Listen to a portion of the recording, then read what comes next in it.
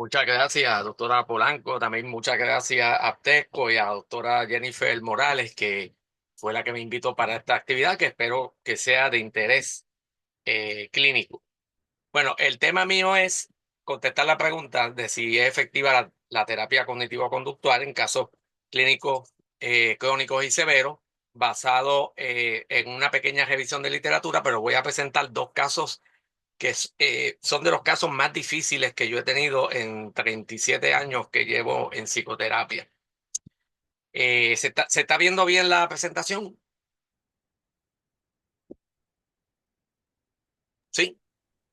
Sí, la debe poner en presentación completa. Ahora Eh, mismo no está en presentación completa. Ahí, ahora sí. Ahora, Ahora sí. Bueno, si nos vamos a los 1970, había muchas dudas de si las terapias conductuales, porque la C todavía de cognitivo no se planteaba mucho, si eran efectivas con poblaciones clínicas. Y eso se debía a que si ustedes cogen la revista de los 70, Behavioral Research and Therapy y otras revistas que eran importantes o son importantes, casi todos los estudios eran análogos. Análogos quiere decir que eran con fobia a insectos, a serpientes, etcétera, pero eran estudiantes universitarios. Y había una duda bien seria de si estas terapias, cuando las lleváramos a pacientes con problemas clínicos, iban a ser efectivas. Pero ya en los 1970 y pico largos y principios de los 80, en varios estudios importantes, especialmente en el hospital de Maudsley, que es el hospital más grande que hay de psiquiátrico en Inglaterra, pues empezaron a usar pacientes con condiciones severas como agorafobia y obsesiones compulsiones. Ahí tenemos un ejemplo de un estudio del 78, me parece que es, donde estaba el doctor Isaac Marx, que era un psiquiatra, pero que tenía muchas simpatías con estas terapias, y empiezan a aplicar, por ejemplo, la terapia de exposición en pacientes que tenían fobias clínicas severas de muchos años y especialmente en la agorafobia, que ustedes saben que la agorafobia es una fobia bien debilitante.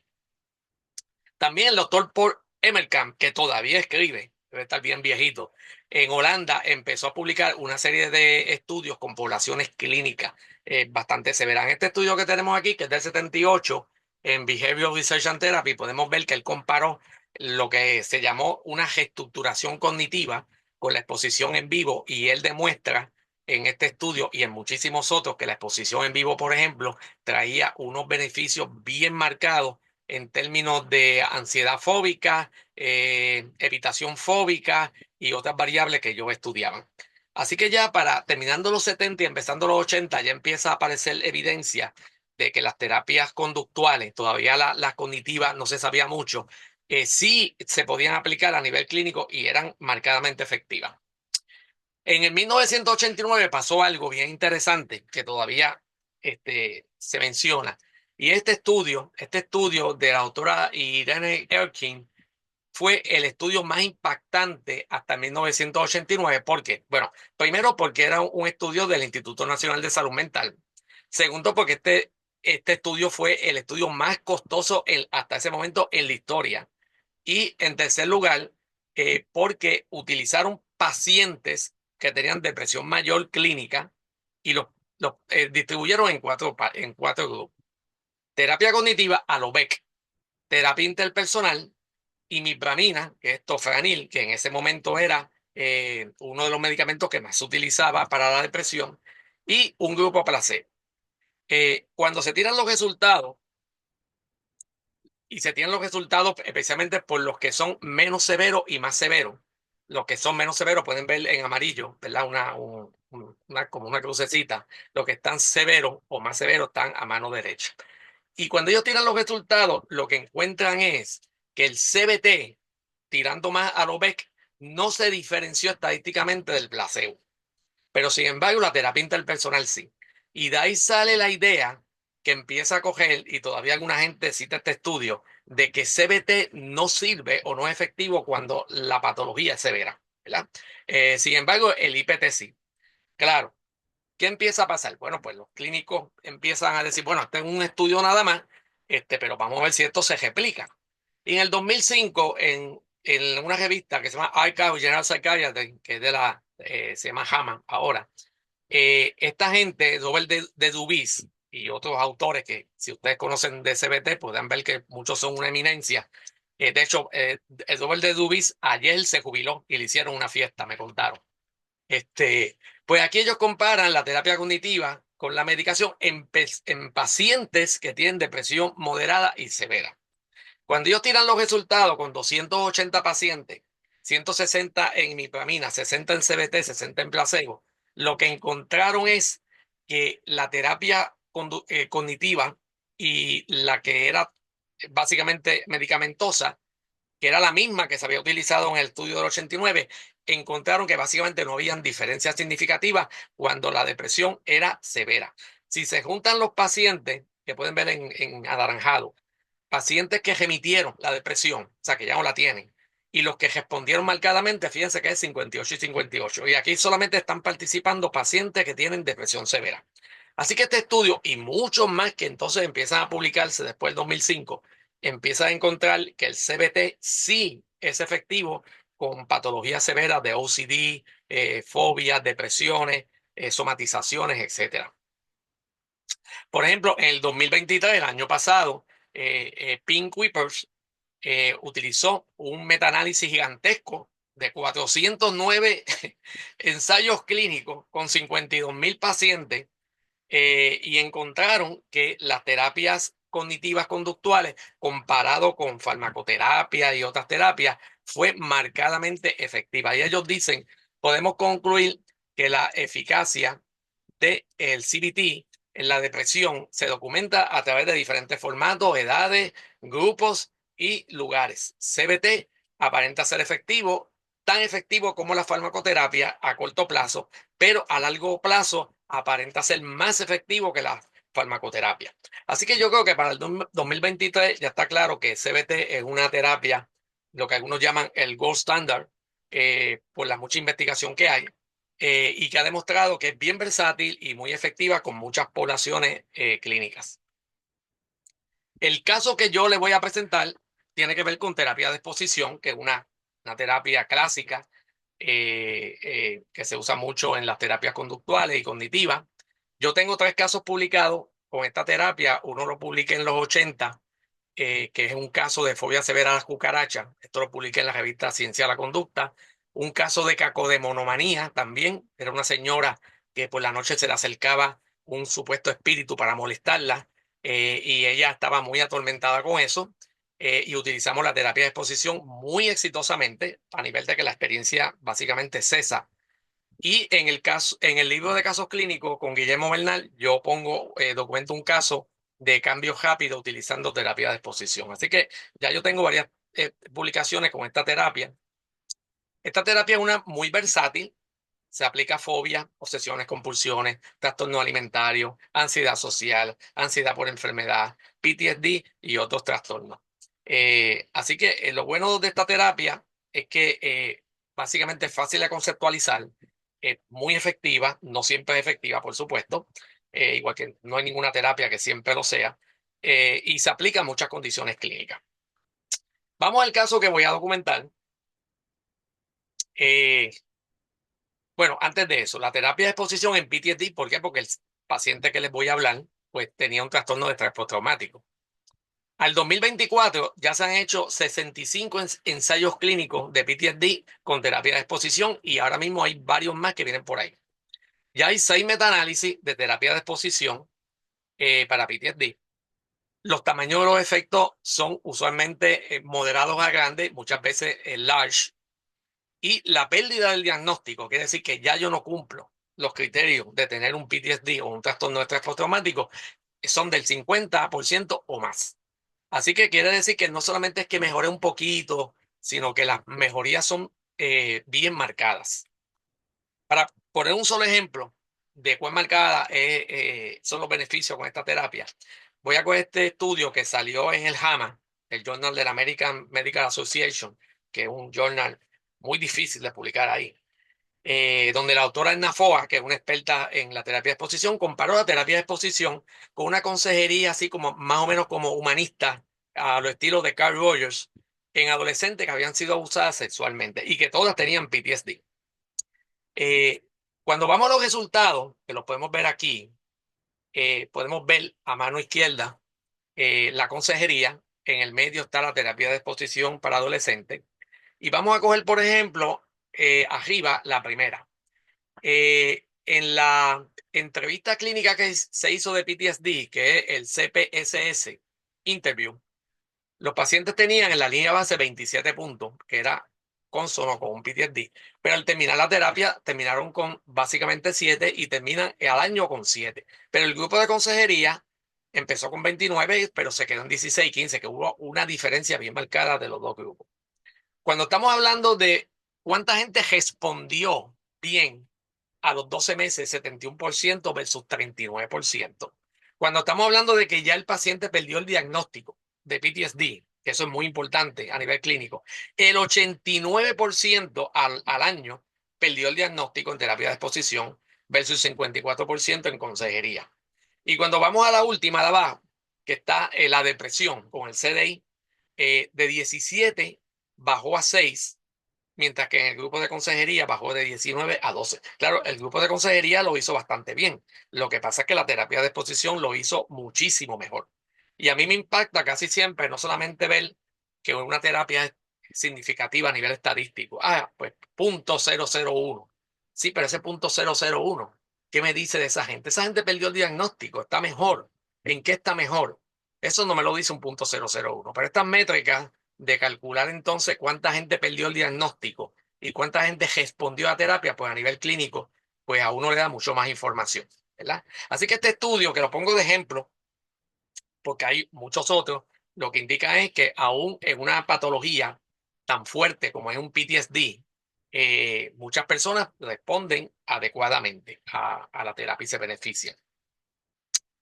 La terapia de exposición es una terapia muchas veces de primera línea, así lo establece la APA, lo establece la International Society for Traumatic Stress Studies, que es la organización quizás más importante de trauma, el NICE y el Departamento de Veteranos. Por eso todas estas organizaciones eh, básicamente han endosado que la terapia de exposición es una terapia que uno debe de utilizar en ciertas condiciones clínicas, en especial en el PTSD.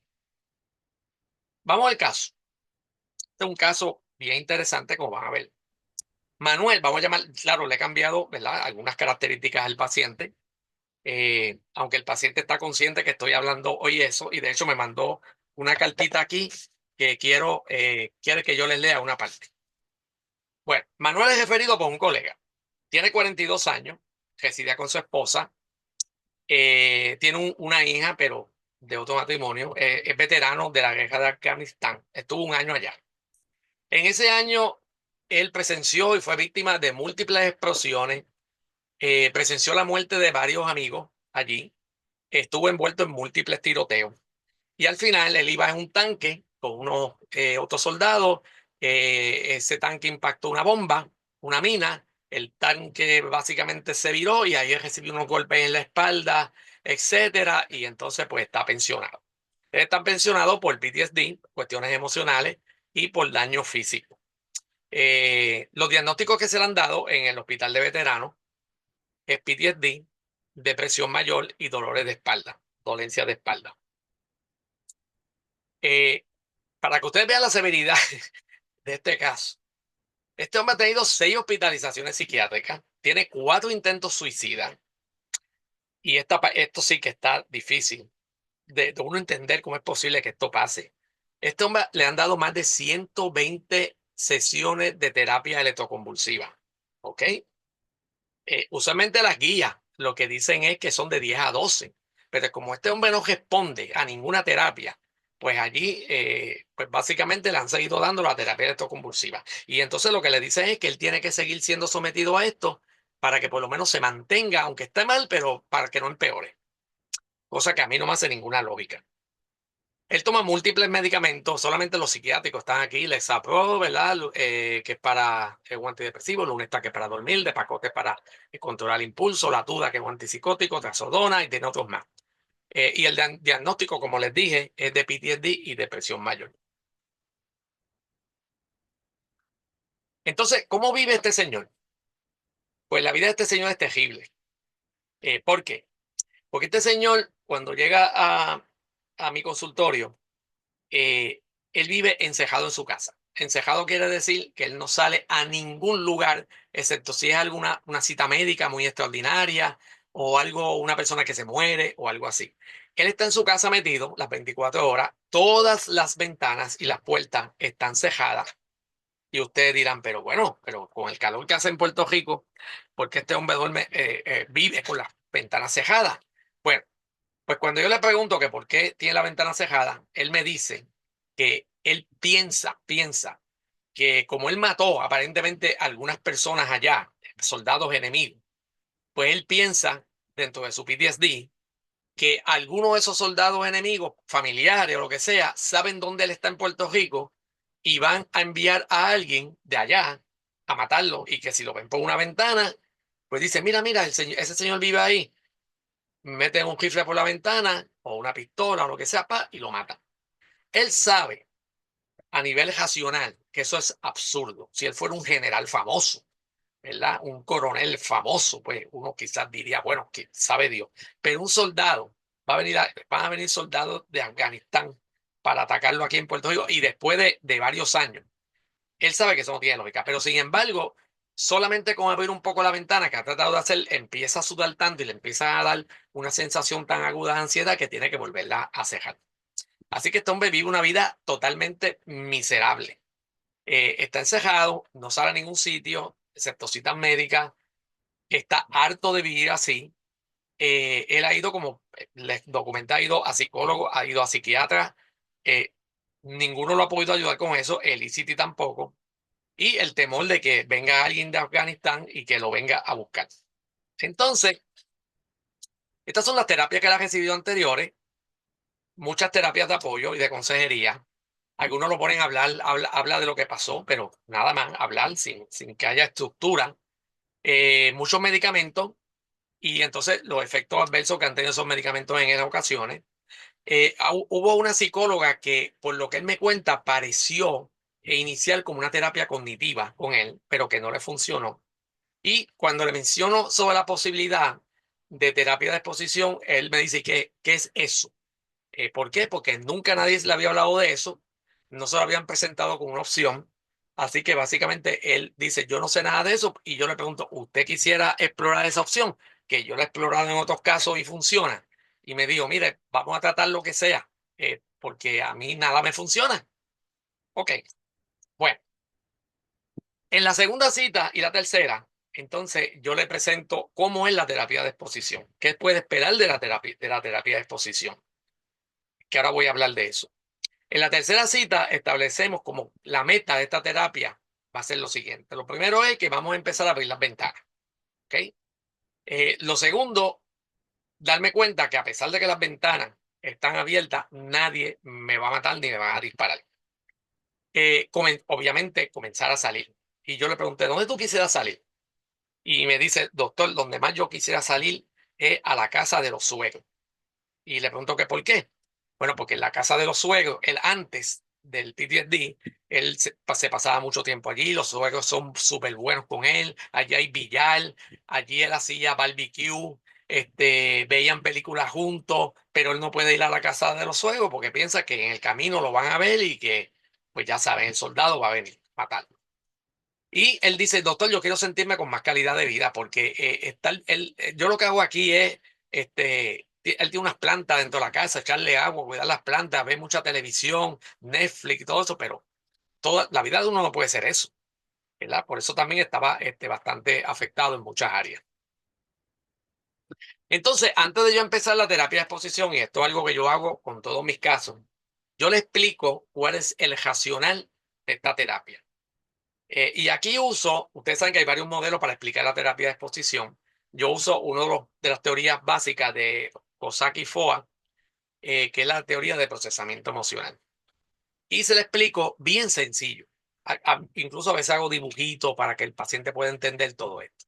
Y yo se lo explico de que una vez uno desarrolla una estructura de miedo, una estructura mental, cognitiva, esa estructura de miedo, cualquier evento, suceso, olor, algo que yo vea que se parezca a lo que me pasó con el evento traumático, ya esa estructura de miedo me manda como un aviso que es retírate, retírate. Y ustedes saben que en el PTSD, uno de los mecanismos que usan mucho los pacientes es la cuestión de avoidance, o sea, déjame retirarme de este escenario, ¿verdad?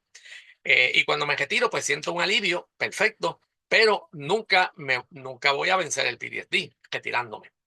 Así que lo que se le dice es que esta terapia, al enfrentarme a las situaciones que antes yo pensaba no voy a poder, porque son muy peligrosas, y hacerlo una vez, dos veces, tres veces, cuatro, cinco, seis, siete, y de manera más prolongada, empieza a desarrollarse una estructura incompatible con la anterior.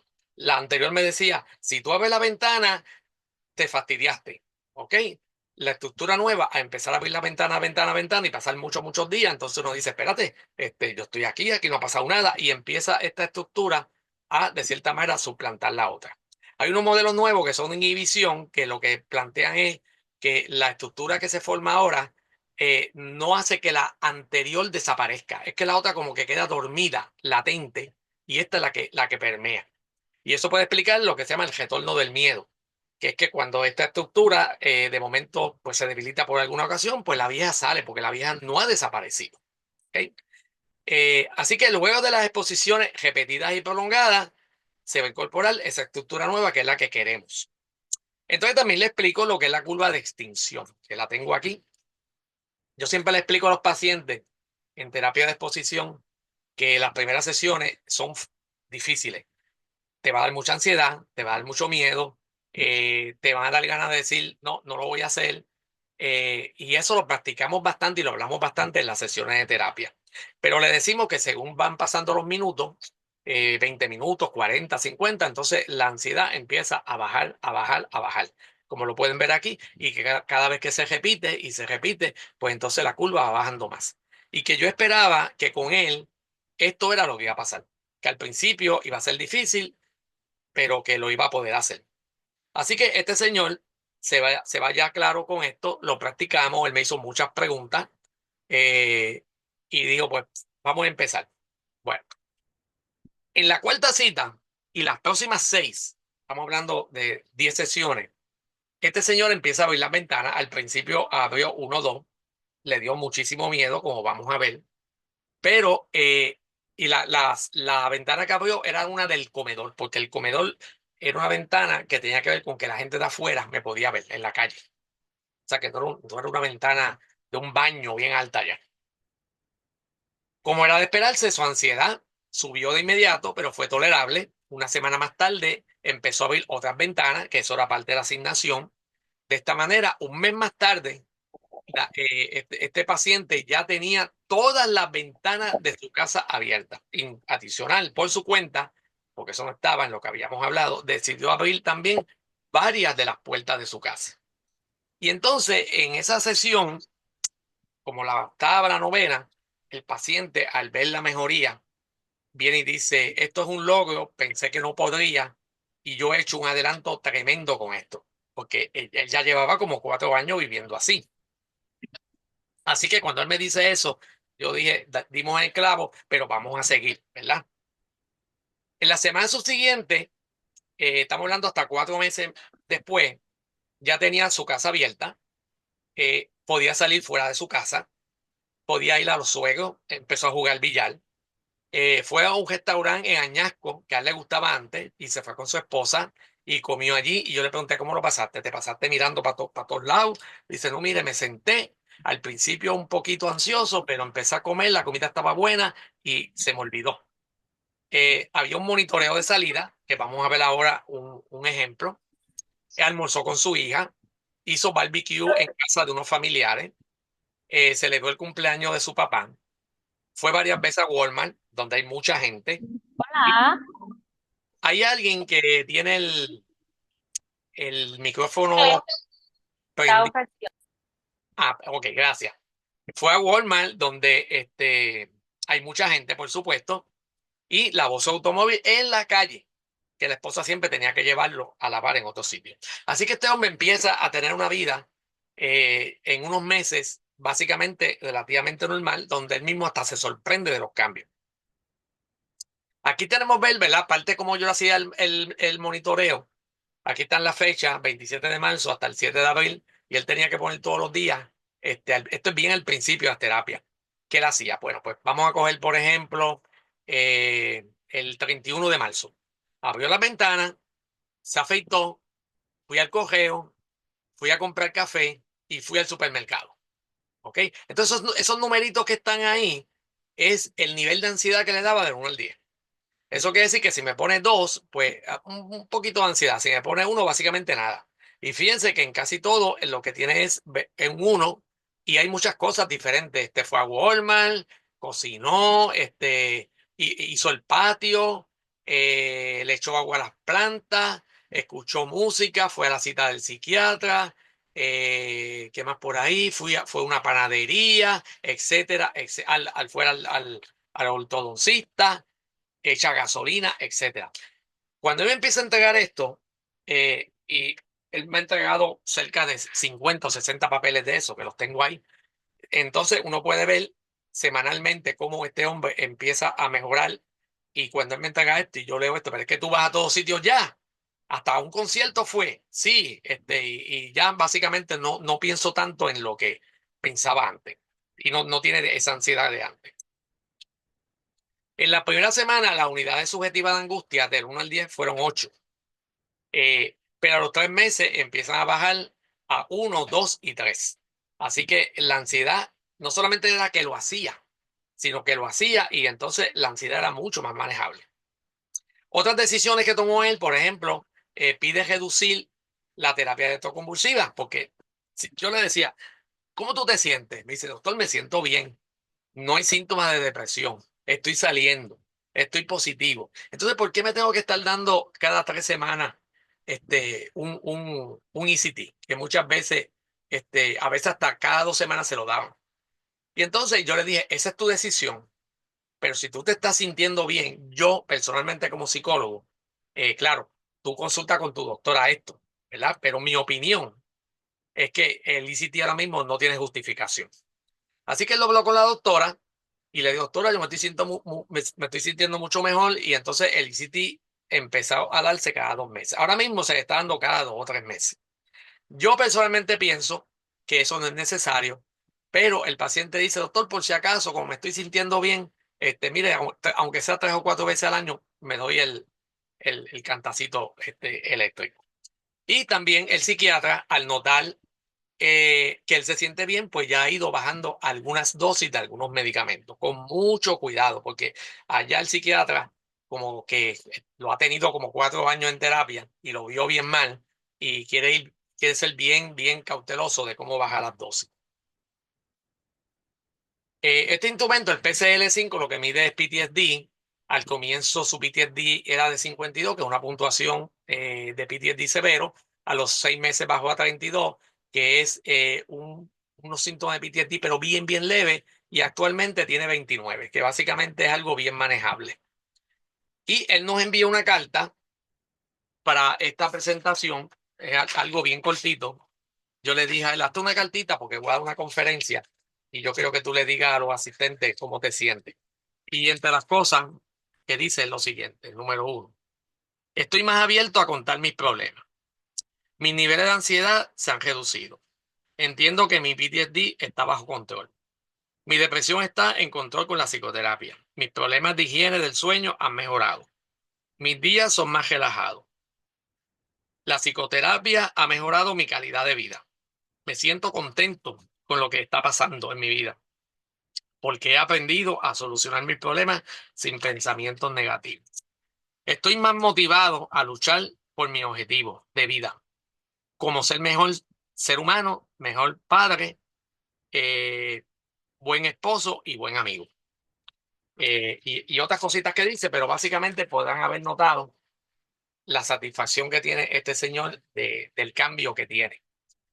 Yo lo veo a él ahora mismo una vez al mes, a veces cada 3 semanas, pero es como un support psicoterapia.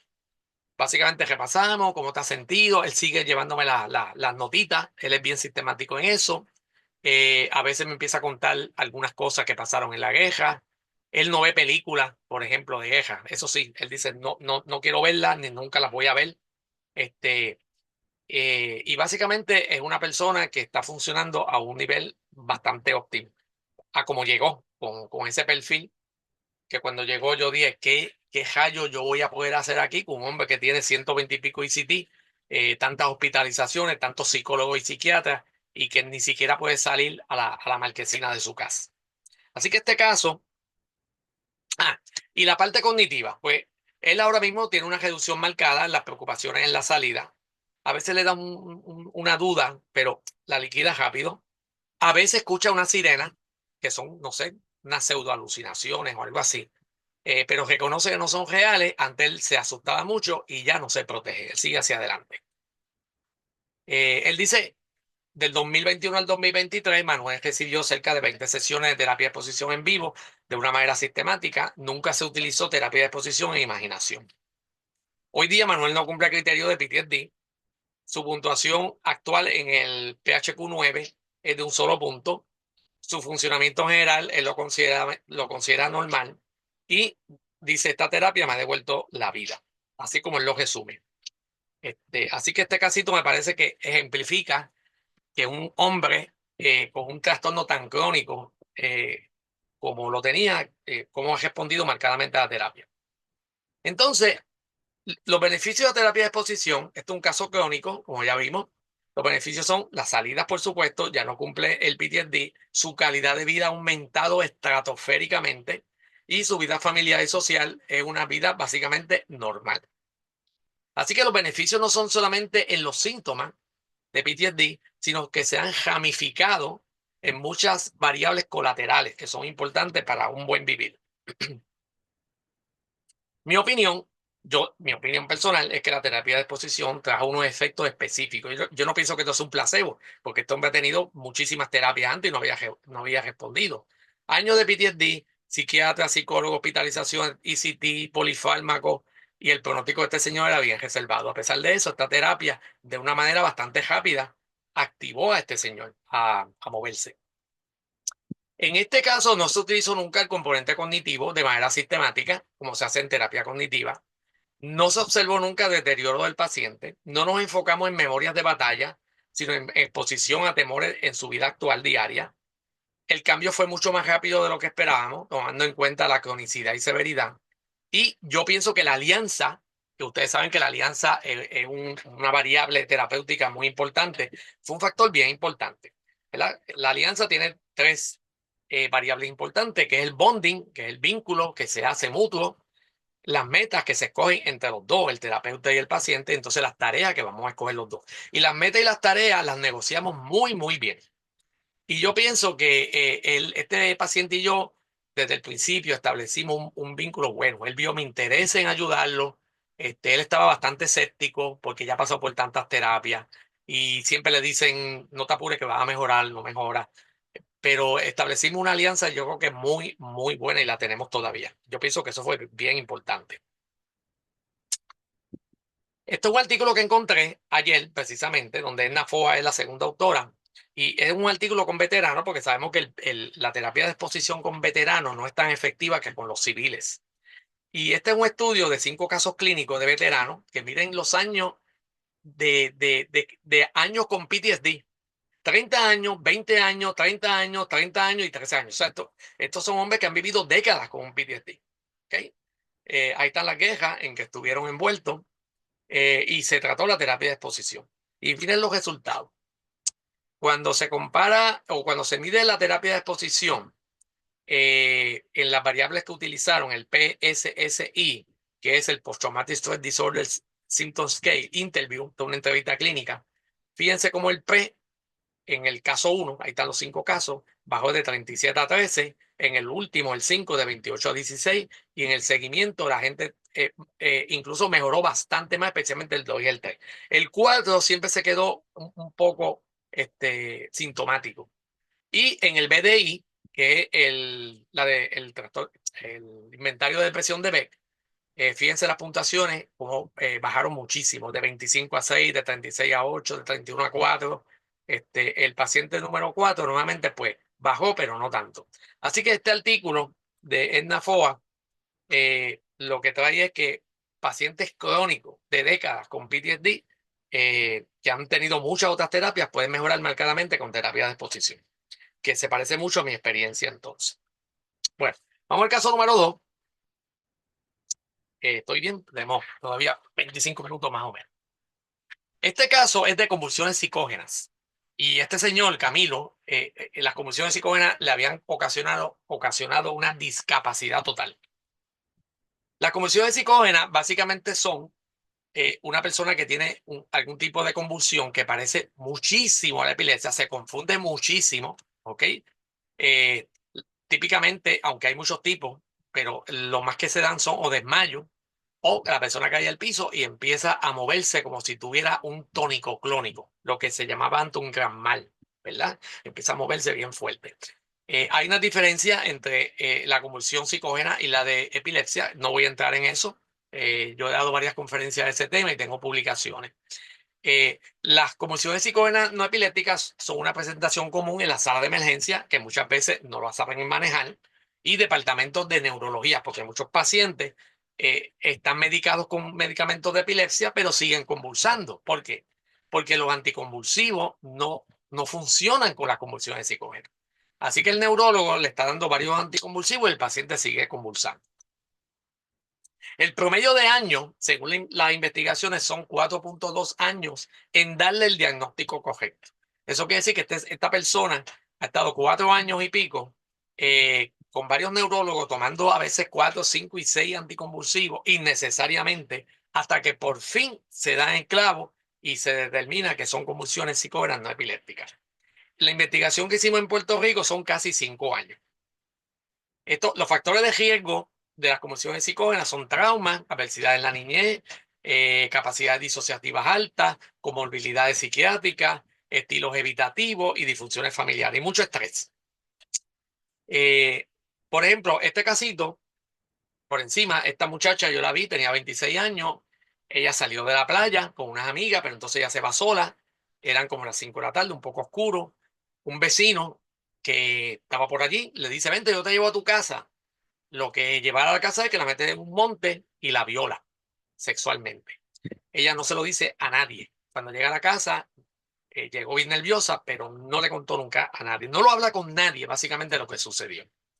Ella tiene convulsiones que se pensaba que era epilepsia tónico-clónica. 2 años estuvo con ese diagnóstico, hasta que por fin los neurólogos se dan cuenta, esto no es epilepsia, estos son convulsiones psicógenas. Entonces en terapia, hablando del tema conmigo, en terapia no, esto fue una evaluación psicológica en la Sociedad de Epilepsia. Hablando del tema conmigo, empieza poco a poco a temblar, a temblar, a temblar y le da una convulsión en mi oficina. Los movimientos fueron totalmente desincronizados. Esto es importante porque cuando un paciente tiene una convulsión de epilepsia, usualmente los movimientos en el cuerpo, los brazos, las piernas, son sincrónicos, ¿verdad? Lo voy a imitar aquí con mucho respeto. Es así. Se mueve bastante a la par. Cuando son convulsiones psicógenas, muchas veces los movimientos son desincronizados totalmente. Por ejemplo, puedo tener esta mano aquí y esta acá, y esta se mueve, pero esta no. Entonces la pierna izquierda sí se mueve, pero la derecha no. Eso no pasa básicamente en la epilepsia. Y eso pasó con ella. Cuando ella tiene la convulsión en mi oficina, ella lo que hizo fue dar unas patadas como si estuviera luchando con alguien invisible. Tenía la cara de tejol. Ella estaba reviviendo a nivel disociativo, porque no se acuerda después de la experiencia esta, y las manos eran como dando puños. Los pacientes con epilepsia no dan puños, ¿ok? Eso es un ejemplo. Entonces, en Puerto Rico hemos hecho varios estudios. Uno de ellos fue la disertación de Gisela Jiménez con el neurólogo, el doctor Arias, que nos ayudó en este estudio. Fíjense, por ejemplo, los años 2014, 15, 16, 17. Estos son los casos del doctor Arias, que es un neurólogo experto en epilepsia. Ahora mismo está ubicado en Manatí. Y fíjense que en el 2014, de los 103 casos que le llegaron, 28 fueron psicógenos. 27%, 24, 17 y 21. Así que redondeándolo, cerca de un 22, 23%. Vamos a poner uno de cada 4 que llega a la clínica de él. Lo que tienen son convulsiones psicógenas que no se habían detectado hasta que llegaron a esa clínica especializada en epilepsia. Así que esto es bastante común. En este estudio que hice con Joashly Méndez y otros estudiantes míos, está el doctor Rodríguez Gómez también por ahí. Lo que queríamos saber era cómo era el perfil clínico de estos pacientes. Entonces podemos ver que la semiología, que quiere decir cómo son los movimientos, en el 82% eran totalmente desincronizados. Había la pelvis se levantaba hacia arriba, que los pacientes con epilepsia no hacen eso. La cabeza tendía a moverse de lado a lado, que eso es rarísimo en la condición de epilepsia, etcétera. Y fíjense que en el 50% de los casos la convulsión duraba muchísimo. Podía durar 15 minutos, 16, 20, hasta media hora. En las convulsiones de epilepsia, usualmente la convulsión dura 3, 4 minutos, 5 quizás. Eh, entonces, en términos de trauma, pues muchos tenían experiencias de abuso sexual, físico, y cuando le preguntamos, oiga, cuando comenzaron sus convulsiones, ¿usted tenía mucho estrés? El 94% dijo que sí. Estrés con una pareja, con su familia, en el trabajo, con su mamá. Y entonces, paquiti, ahí revientan las convulsiones psicógenas. Pues vamos al caso de Camilo. En el caso de Camilo, este hombre es referido por un psiquiatra que en paz descanse, doctor González. Eh, Él lo tenía en Paxil, Wellbutrin, que son dos antidepresivos, y Clonopin, que es un ansiolítico. La sintomatología de Camilo eran convulsiones parecidas a tónico-clónica. También tenía unos movimientos constantes en todo su cuerpo. Cuando digo movimientos constantes en todo su cuerpo, es que todo su cuerpo se movía a la vez. Era como si el cuerpo fuera un tembleque, literal. La cabeza, las manos, el estómago, la pelvis, las piernas. Era así todo el tiempo. Una cosa masiva. Obviamente nadie puede caminar así. Así que en la primera cita, la esposa lo lleva en una silla de ruedas porque estaba todo el tiempo moviéndose. ¿Verdad? Por pocas horas al día estaba sin convulsiones o movimiento. Se le diagnosticó epilepsia por 6 meses y se le dio quepra y la Lamictal, que son dos anticonvulsivos que se usan muchísimo. Pero a los 6 meses el neurólogo se da cuenta, esto no es epilepsia, estos son convulsiones psicógenas. El referido viene por un psiquiatra, como ya dije, por convulsiones psicógenas. Este hombre tiene 29 años, está casado. En el 2011 fue que comenzaron sus episodios. Del 2011 al 2015 ha tenido 6 psiquiatras y psicólogos sin éxito y 12 médicos, incluyendo neurólogos. Así que todos estos 12 médicos, psicólogos y psiquiatras en estos 5 años, básicamente, pues no lo han podido ayudar. Cuando el doctor González me envía este paciente, me lo envía con una nota diciendo, mira, te envío este paciente, esto es psicógeno, ya yo le he dado muchos medicamentos, yo no sé ya cómo manejar esto. Los síntomas son movimientos de cabeza, los dedos, las manos, los pies trincos y muchas veces cuando los movimientos son muy marcados en todo el cuerpo, casi no se le entiende lo que está hablando. Y así llegó a mi oficina. Este es un caso bien severo. Le dan de 2 a 4 convulsiones semanales. Son prolongadas, pueden durar 4 horas sin parar. Eso puede pasar en las convulsiones psicógenas. Hay varias salas de emergencia. En la sala de emergencia usualmente no hacen mucho, excepto poner un tranquilizante. El paciente está totalmente desesperado con esta situación. Él fue un hijo parental, me dice en la primera sesión. Todo recaía en él, las responsabilidades, y ahora se siente bien inútil y con muchas culpas. Y eso me hace mucho énfasis en eso. Y en mi oficina yo hago una inducción para ver cómo es un tónico clónico de él. Así que para eso yo uso un protocolo. Ahí está la referencia original en American Journal of Clinical Hypnosis, donde yo hago una inducción hipnótica regresiva, donde llevo al paciente al momento exacto de su última convulsión. Y eso se puede hacer como unos 15 minutos y ver qué pasa. Pues este paciente tuvo, al llevarlo a la última convulsión, unos días antes, paquiti, tuvo un tónico clónico bien fuerte en mi oficina. Para estar seguro de que esto no es epilepsia, cuando el paciente está convulsando de una manera fuerte, pues yo doy vamos a decir, un mandato y digo, cuando yo ponga la mano en tu hombro y cuente 3, la convulsión va a parar. Así que yo digo 1, 2 y 3. Y pongo la mano y digo, la convulsión va a parar ahora mismo. Que pare, que pare. Y en cuestión de 2, 3, 4, 5, 6, 10 segundos, se acabó. Ya no hay movimiento. Obviamente eso no es epilepsia. ¿Okay? Eso es psicógeno puro. Entonces, ¿cómo conceptualizamos este caso? Pues el paciente no conoce bien lo que son convulsiones psicógenas, a pesar que tiene el diagnóstico, y eso me pasa a mí con muchos pacientes, que el neurólogo le dice, usted tiene convulsiones psicógenas. Ajá.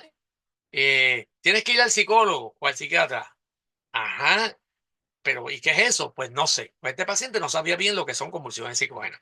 Se siente inútil, se siente que es una carga para la esposa. Como él fue un hijo parental, él piensa que la responsabilidad de la casa le toca a él y él se siente que él no sirve, que soy un fracaso. Y piensa que él nunca va a mejorar porque ya lleva varios años. Él se siente totalmente inválido por esta condición y se siente bien presionado y cargado por su mamá que todavía vive, que precisamente fue la que le dio el papel del hijo parental. Y la madre lo que le dice es, ¿cuándo tú vas a mejorar? Todo el mundo está esperando a que tú mejores, tú no estás haciendo las cosas, no estás trabajando. Y este hombre bendito, que no puede controlar su condición, pues eso le ocasionaba mucho más estrés. Entonces, la terapia básicamente fue una terapia conductual cognitiva, tuvo un elemento psicoeducativo marcado al principio. Así que lo primero que lo hago es que le doy este folleto. Esto es un folleto que damos en la Sociedad de Epilepsia a todos los pacientes psicógenos. Está escrito por mí y por 6 personas que fueron mis estudiantes. Todos son doctores y doctoras ahora. Esto es un folleto de 12 páginas y está escrito de una manera sencilla, contestando preguntas y respuestas. Preguntas y respuestas. Las preguntas más comunes. Como por ejemplo, ¿esto se cura? ¿Yo puedo guiar?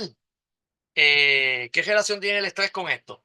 Y a lo último, se presenta un caso de un paciente que explica cómo fue que él llegó y cómo terminó. Y este caso, precisamente, que está en el folleto, es el que estoy hablando ahora. ¿Ok? El caso de Camil.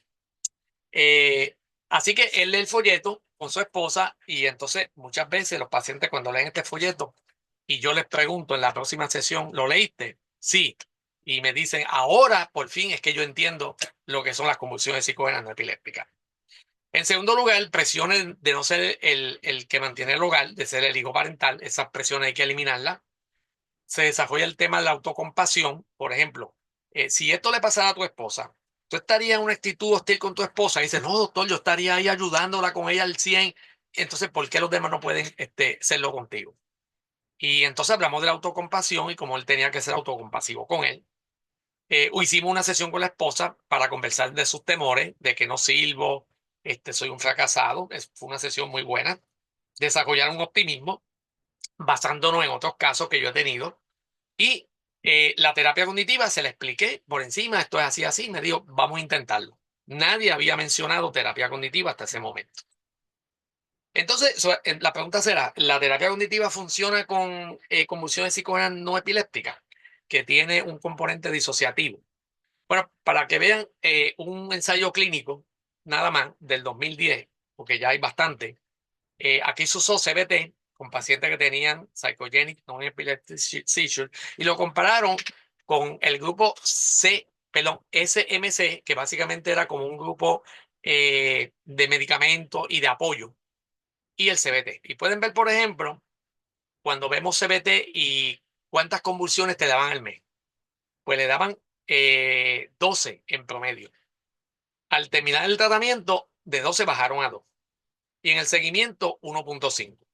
Sin embargo, en el otro grupo, que empezaron con 8, bastante menos, bajaron a 7 y después a 5. En el WhatsApp, que es un instrumento que lo que mide es como calidad de vida, fíjense que bajó de 19 a 11. El otro grupo se quedó más o menos igual, de 22 a 19. Así que muchos de estos pacientes tuvieron una disminución marcadísima de sus convulsiones psicógenas y hubo un grupo significativo de gente que ya no tenía convulsiones psicógenas, ninguna. ¿Ok? Aquí podemos ver la diferencia entre los dos grupos. El grupo de abajo es el de la terapia conductual cognitiva y la mejoría en una de las variables principales. Entonces, la terapia cognitiva básicamente tenía esta forma. El evento, las convulsiones y los movimientos continúan. Ok, los pensamientos automáticos. No puedo controlarlos y van a seguir. ¿Y qué pasa si van a seguir? Pues si siguen, quiere decir que yo nunca me voy a recuperar. ¿Y qué pasa si no te recuperas? Pues no estoy cumpliendo el papel de jefe de familia. Aquí viene el hijo parental. ¿Y qué pasa si no estás cumpliendo? Pues todos van a estar decepcionados de mí y se van a alejar. ¿Verdad? Y por ahí piensan que no sirve. Esa es como la técnica de la flecha hacia abajo, ¿verdad? En términos de emociones y conducta, pues estaba deprimido, tenía mucho coraje con la vida, la injusticia de por qué yo tengo esto y muchas conductas evitativas. Él no quería hablar mucho de estos temas y se había aislado muchísimo de las amistades y de otras personas. Entonces en terapia empezamos a desarrollar pensamientos alternos. Por ejemplo, ¿qué evidencia yo tengo de que eh, la gente está decepcionada de mí, que piensan cosas feas y que se van a alejar? Pues nadie me ha dicho nada y nadie me ha abandonado. Y si fuera un familiar mío, casa de él, yo estaría presente hasta que se recupere. Yo no lo abandonaría. Muchos pacientes se recuperan y yo estoy yendo a donde un especialista, el doctor Martínez Taboa. Así que, ¿por qué si otros se han recuperado, por qué yo no? Y son tantas las cargas emocionales las que no permiten que suelte mis convulsiones y estas cargas las voy a manejar mejor. Así que básicamente lo que se trata aquí a nivel cognitivo es de darle optimismo y de saber que muchos de estos pensamientos catastróficos realmente son una invención de él porque es que nadie lo ha abandonado ni nadie le ha dicho que él no está cumpliendo y que no sirve. Eso fue de mucha ayuda él empezar a conceptualizar sus convulsiones como algo que me liquidó, me aplastó, me trituró a que hay esperanza y que mira, yo puedo darle la batalla a esto. Entonces, en términos del hijo parental, empieza a cuestionarse ese papel, se enumeran las cargas emocionales y conductuales de ese papel del hijo parental, se usa CBT para cuestionar por qué su valor está atado a la responsabilidad familiar, que esto fue básicamente un escrito familiar aprendido por parte de su mamá, y se usaba mucho el diálogo socrático para que él mismo contestara y buscara las contestaciones de por qué él había asumido ese papel y lo dañino que era ese papel en este momento. Se utilizan también juegos de papeles, donde role plays, donde le expresa a la figura de su mamá que él no tiene que encargarse de todo para ser una buena persona. Estas sesiones donde poníamos, ¿verdad? Era como una silla vacía, o a veces yo hacía el papel de la mamá. Él ventilaba y trataba de tener una relación con su mamá que no fuera de opresión como había sido antes. Entonces, obviamente hay una parte disociativa. Yo siempre le explico a mis pacientes, voy a poner por aquí un papel. Yo les digo esto. Yo digo, este eres tú. ¿Ok? Esto es lo que está provocando tus convulsiones psicogénicas. Esta parte se separó de ti. Está disociada. Se separó. De hecho, el nombre nuevo en el ICD-11 para las convulsiones psicogénicas es convulsiones disociativas. Ese es el término que se está usando nuevo. Entonces le explico que la disociación es algo que se separa de él, quizás por mucho estrés. También muchos pacientes tienen trauma en la niñez que no lo han solucionado. Y la meta es localizar esto, sanar esto y luego unirlo otra vez a ti. ¿Ok? Y los pacientes lo entienden muy bien de esa manera, me hacen preguntas. Yo les digo que la disociación es algo bastante rutinario en la clínica. Entonces se usa la metáfora de Van der Kolk, que lo tenemos por aquí, ¿verdad? El famoso libro de él, The Body Keeps the Score, que básicamente la tesis de él es que mucha gente que tiene trauma canaliza los eventos traumáticos y las memorias a través de síntomas somatosensorios, no tanto a nivel narrativo, y que el cuerpo es el que guarda el trauma, más que la parte verbal. Aquí, entonces, yo uso la hipnosis y ustedes dicen, pero espérate, CBT hipnosis. Sí, hay muchos libros, bueno, no muchos libros, pero hay unos cuantos libros, hay bastante literatura de que la hipnosis es una estrategia muy útil en CBT, igual que en terapia psicodinámica y otras terapias. Es para complementar. Y aquí lo que yo hago es que uso la hipnosis para, esto es ¿verdad? Pierre Janet, que decía que la disociación tenía la parte psicoforme y la parte somatoforme, que es la parte más motora. Yo lo que hago es que le digo al paciente, ¿qué sitio te gusta? Pues él me dijo, me gusta el yunque. Perfecto, pues vamos para el yunque.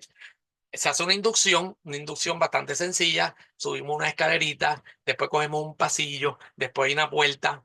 Esa puerta es la puerta de su mente. Nos metemos allí y allí entonces, cuando salimos por esa puerta, nos vamos al yunque. Y empiezo a hablar de el olor del yunque, las plantas, todo eso, hasta que vemos una cascada. Esa cascada, él se va a meter debajo de esa cascada y cuando el agua de la cascada toque su cabeza y su cuerpo, él va a notar que el agua empieza a salir como amarillenta, como con fango, que esas son las cargas que tenía ese cuerpo. ¿Ok? Y que según las cargas van saliendo con el agua, él empieza a sentirse como con una energía nueva, buena. Y sale relajado y sintiéndose de que no ha fallado y vuelve otra vez y lo traigo para acá. Eso yo lo hago con muchos pacientes. A este paciente en particular le gustó mucho eso y él lo estaba haciendo en su casa 1 o 2 veces por semana. En la sesión 4 y 5 las convulsiones y movimientos bajaron, y aquí está la parte que yo mismo digo, wow, un 90%. Es un hombre que lleva 5 años con unas convulsiones que nadie sabe tratar y que ha estado en muchísimas intervenciones. En cuestión de 4 o 5 sesiones, estaba básicamente de 10 al mes a 1 al mes y corta. Me acuerdo la llamada del doctor González. Me llama y me dice, Alfonso, él me decía, Alfonso, ajá, ¿qué es lo que tú hiciste con este hombre? Pues este hombre está nuevo aquí. Mira, está caminando. Él venía en silla de ruedas. Yo me acuerdo, y me dio una gana de reír eso. Porque el doctor le había sido el psiquiatra de él ya por, creo que por 2 años. Y el doctor se puso tan contento de verlo así. ¿Verdad? Camilo entonces se muestra optimista, se da cuenta, esto no es orgánico, esto tiene que ver con mis cargas emocionales, ya yo las estoy identificando y ya yo sé lo que tengo que hacer. Entonces también aquí hubo entrenamiento en asertividad porque él, como hijo parental, pues él no era nada asertivo. Así que se hicieron juegos de papeles de cómo él podía ser más asertivo con familiares, con amistades sobre las tareas del hijo parental y no volver a tomar exceso de las responsabilidades, que quizá eso fue lo que lo llevó eventualmente a las convulsiones psicógenas. Y la asertividad la usa para volver al mundo de la música, porque él es músico o era músico. Así que él habla con unos amigos y se mete otra vez en un grupo a tocar el instrumento X que a él le gustaba y eso él lo empezó a disfrutar muchísimo. Así que Camilo, terminando ya, se trabajó con la presión del hijo parental, manejo de emociones, ser asertivo, manejar las culpas, el optimismo, todo esto a nivel cognitivo. Ningún ataque en ese proceso. 6 meses luego, un episodio cada 2 meses, eran cortos y consigue un trabajo. Seguimiento de 2 años, sigue trabajando en la oficina, sigue tocando música, un grupo de salsa, no es salsa, pero es otro tipo de música, y básicamente su funcionamiento era, vamos a decir, óptimo. Entonces, él hace una reflexión que le voy a leer un pajafito nada más, aquí en el folleto este. Él dice, de sufrir convulsiones fuertes varias veces al día, la frecuencia e intensidad de esta ha disminuido y solo atravieso un ataque al mes. Después va a ser menos todavía. De pensar que jamás podría tener un estilo de vida normal, hoy en día gozo de una vida muy productiva. Fue mucho trabajo y todavía lo es, pero gracias a este programa o a esta terapia pude retomar el control de mi vida y aprender a vivir con mi situación particular. Tanto así que espero que mientras siga comprendiendo, comprometido a trabajar con mi condición y seguir las recomendaciones que se me han hecho, yo pueda llegar a reducir la frecuencia de los ataques a que sea 1 al año o hasta menos del 1 al año. Es una reflexión que él hace en el escrito. Y aquí hay un dibujito que él hizo, donde yo le dije, dibújate cómo ha sido tu proceso de sanación. A mano izquierda tenemos como él estaba antes. Podemos ver un tejeno lleno de un árbol ahí seco, lleno de espinas, feísimo. Un monstruo en una esquina, un montón de signos de interrogación y al final hay como una casa derrumbada. En el lado derecho podemos ver que ya empieza a haber unas matas como con muchas manzanitas. Aquí hay un fuego, eso no se ve muy bien, y se está asando un lechón. A los veganos no les gusta eso. Hay un árbol bien frondoso que lo pueden ver que contrasta con el que está lleno de espinas. Después está la música donde él está tocando una espada de valiente, la relación que tiene con su esposa y al último hay como una pirámide ahí o algo así donde estoy pues mucho mejor. La conclusión, para terminar, CBT y terapias conductuales son versátiles y pueden ser efectivas en casos complejos, en casos crónicos y en donde los psicofármacos a veces no funcionan. La importancia de una buena alianza es vital para seleccionar con el paciente las metas y tareas. La importancia de la psicoeducación, por ejemplo, ambos no conocían que habían terapias basadas en la evidencia y específicas para su trastorno. La importancia de monitorear los cambios esporádicamente y CBT no solamente produce cambios en los síntomas, sino también la calidad de vida y las relaciones interpersonales. Y habrán visto que en el caso del PTSD y en el caso de Camilo, no solamente es que hubo una reducción marcada de las convulsiones, es que su calidad de vida cambió totalmente en términos favorables. Que eso es importante porque hay a veces algunas personas que dicen, CBT, eso es síntomas nada más. No, esto es mucho más profundo que síntomas nada más. Así que gracias, ahí está mi email. Por si acaso me quieren escribir algo, pues con mucho gusto nos podemos comunicar.